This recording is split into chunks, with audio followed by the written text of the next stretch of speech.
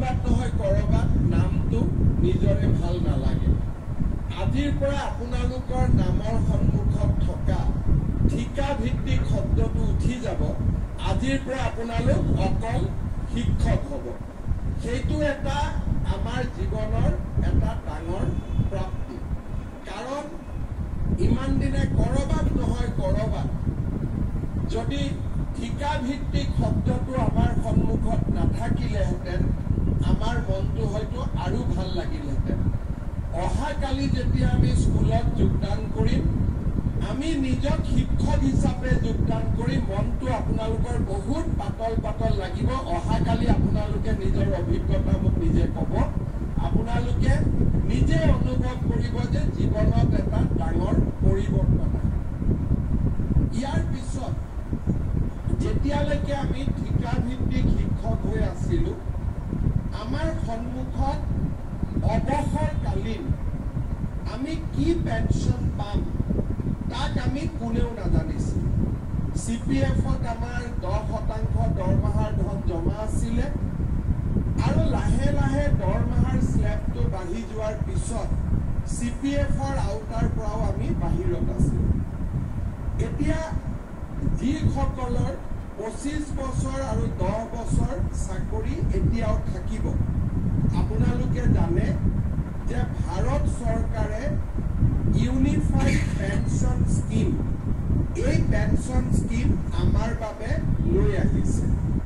এতিয়াৰ পৰা আহি অহাকালিৰ পৰা যদিও UPS অসম চৰকাৰে এতিয়াও গ্ৰহণ কৰা নাই, কিন্তু অহাকালিৰ পৰা আপোনালোক NPS-ত আৰু NPS-ত যোগদান কৰা সকলে অট'মেটিকেলি 1 এপ্ৰিলৰ পৰা আপোনালোকে UPS-লৈকে আপোনালোকে যাবলৈ সক্ষম হ'ব।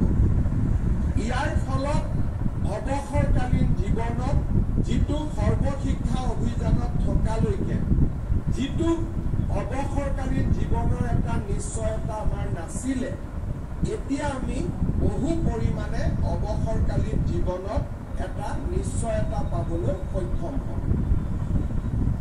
আমাৰ চৰকাৰৰ ষ্টেট বেংক অফ ইণ্ডিয়াৰ লগত এটা আমাৰ বিশেষ যোজনা আমি চলাই ৰাখিছোঁ। কি হৈছে আপোন ঘৰ। যেতিয়ালৈ শিক্ষা অভিযানত আছিলোঁ, কোনোবা বেংকে আমাক আপোন ঘৰ যোজনা দিছিলে বা কোনোবাই আমাক দিয়া নাছিলে।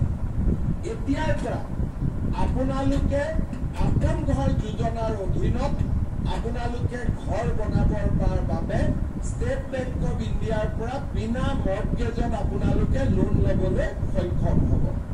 মই ষ্টেট বেংক অফ ইণ্ডিয়াকো কৈ দিম যে সৰ্বশিক্ষা অভিযানৰ পৰা নতুনকৈ নিয়মীয়া হোৱা শিক্ষক শিক্ষয়িত্ৰীসকলক যাতে আপোন ঘৰ যোজনাত আমি যিকোনো ধৰণৰ সুবিধা আমি প্ৰথমে দিওঁ, অগ্ৰাধিকাৰ ভিত্তিত দিওঁ, তাৰ বাবেও মই ষ্টেট বেংক অফ ইণ্ডিয়াক নিজে অনুৰোধ কৰিম।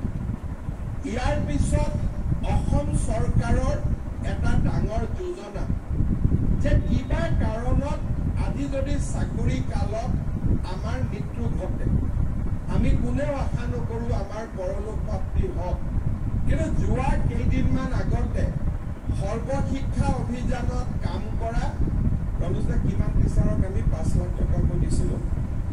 55। 55 গৰাকী শিক্ষকক আমি শংকৰদেৱ কলাক্ষেত্ৰত মাতি আনি 5 লাখ টকাকৈ চাকৰি কালত তেওঁলোকৰ মৃত্যু হোৱা বাবে তেওঁলোকক আমি 5 লাখ টকাকৈ আৰ্থিক সাহায্য আগবঢ়াইছোঁ। এতিয়া আপোনালোকে চিন্তা কৰক, এই 55 জন শিক্ষকক যদি আমি নিয়মীয়াকৰণ আগতে কৰিলোহেঁতেন, এই